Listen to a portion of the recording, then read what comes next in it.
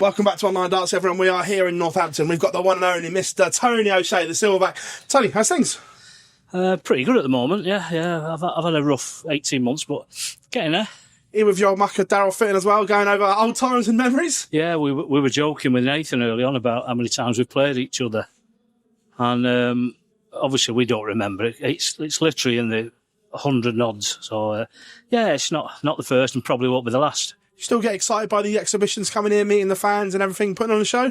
Honestly, I mean, my bread and butter over the last 20 years has been presentations and stuff like that. But last few years we've done a lot of these modus, the big shows, and they're always fun.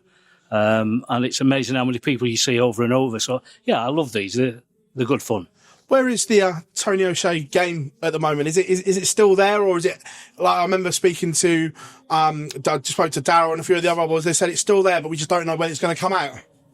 Basically, again with health issues, I've not played for 18 months. So this I'll let you know after I've played today, because I don't play any serious darts at the moment. So yeah, it's a bit up in the air. How are those health issues? Is Tony O'Shea on the mend, or is it still ongoing? And I don't know if you remember, probably 18 months ago, I pulled out of the World Seniors. Yeah, with your thumb and... It's arthritis. Yeah. It's rheumatoid arthritis, and they've offered me an operation, but that would mean not being able to throw again. So basically, I'm trying to get through it with medication at the moment. I'll see how the next few months goes, but I can see me having to stop because of it. And obviously the joints in my middle finger and my index finger need fusing together to stop the troubles. That would be devastating if you never picked up a dart again, wouldn't it? If anyone, it's basically my middle finger that's the big part. If you hold your dart in a certain way, which literally everyone does, with a straight finger you can't throw darts. I've tried it. I take my finger up when they first offered me the chance of a knock, and I thought I can't even hold a dart. I might throw it. So obviously that's probably for 26. We'll work it out then. Obviously, off the back of that, this next question sort of like bleeds into one. I'm guessing, obviously, Tony O'Shea's professional days then are now done. We're not going to see you chasing events or anything like that ever again. No, I've not been to a ranking event. I don't even play a local league anymore. Like I say, the last 12, 18 months has been... I still do the odd exhibition, nothing like I used to. So to come here today is brilliant. And I've actually been throwing all right in the practice room. Obviously, for a player, what's that like when you get told, if you do this, you'll never throw a dart again? Because that competitor in you, obviously, will never ever leave. That must be quite a shock to be told that at first. It's all I've done for 45 years, to be honest. 25 of them professionally. So, yeah, it's a big thing. And when the day comes, if it does come, I'll be gutted. Because I won't even do exhibitions. I won't play darts again. So, yeah, it'll be a tough decision to make, but obviously there comes a point where you just can't carry on. Yeah, it's interesting. I spoke to Daryl literally 5 minutes ago, and we were just chatting about darts and whatever, and he said something that I didn't know, that he was offered the chance to jump or go to the PDC. Did you have that opportunity, and do you ever regret not going at all? Back in the 2000s, I turned 7 wildcards down for tour cards. It was slightly different. Yeah, you didn't have Q School then, you got off. Yeah, so if you got to the semis of BDO Majors... Yeah. So I got to them finals, but I turned 7 down because at the time I honestly thought I had the game to win a Lakeside, or an Embassy as I still call it. So yeah, we do have regrets. I mean, if you know anyone with a time machine, there's a drink in it for them. Because I'd go back to probably 2010 and I'd give it a go this time. But obviously you make your decisions, and at the time I totally believed 100% I was going to win the Lakeside, and I'd have been so chuffed to have done that. So, but you make your decisions, you live by them. I've had a good career anyway, so it's not a problem.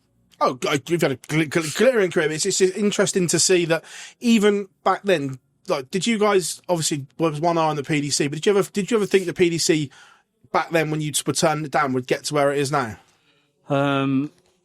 We could see it was better than what we had. But obviously, I was a bit of a dreamer, and I just wanted to stay there. And I love playing for England. And like I've said a few times, I ended up captaining England. I mean, I'm the second most ranked England player after Martin Adams. And you look at the players that's behind me in that, you know, your Bristows and your Lows, and I think, wow, you know, a little lad from Stockport's done that.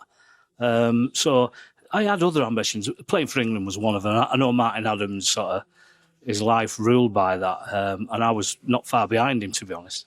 Yeah, no, 100. I remember I speak to Martin quite a lot, and captaining his country was the proudest moment of his of his career, and he said he wouldn't change that for the world. But as darts fans, we were like you, Daryl, Martin, we'd like, oh, maybe just 10 years of them in the PDC would have been great. Well, all the players around at the time, obviously the game's moved on a million miles, but there were some great characters in the PDC at the time, and with your Adrians. I mean, me and Daryl's got a big history with Adrian, and he came through the ranks at 12 with Cheshire, so we've known him forever.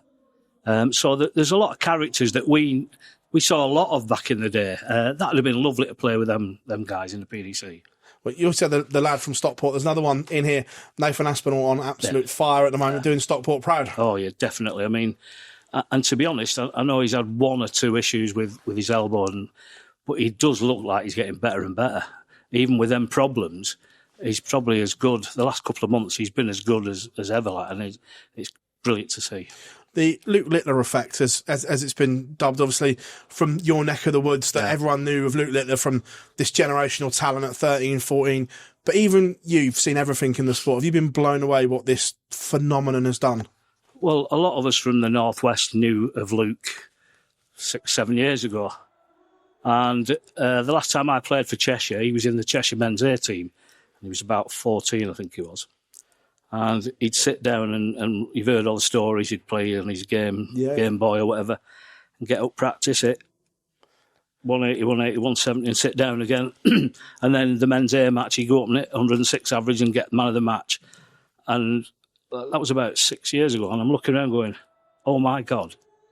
And he just keeps getting better as well, doesn't he? So, it's brilliant. He's changed the total game of darts.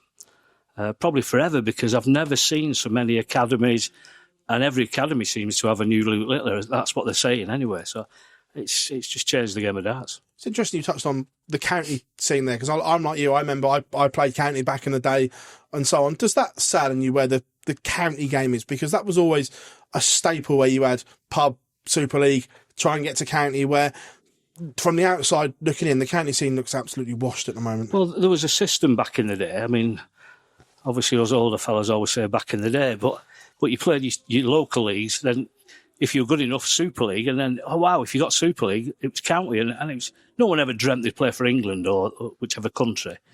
But now there's so many other options, and them options involve winning prize money, and it's just not the same game anymore. And you can see why the county system, Super Leagues, are falling behind, because that system just costs you money. You look at the ADC, the JDC, things like that. These kids are winning money now, and that makes them better. The hunger's there. They want to be like the Luke Littlers now, and it's sort of left Super League county behind a bit. With your talent, would you have loved what's on offer now back then? The game's changed a lot. I mean, I thought I were okay back in the day, and I probably was for the era, but era's changed, and I had a good career, and I won quite a bit of money, but them same results now, it'd have been, I'd have been retired 10 years ago. Tony, it's great catching up with you and speaking darts as always, mate. Thank you very much, my friend. Pleasure. To change your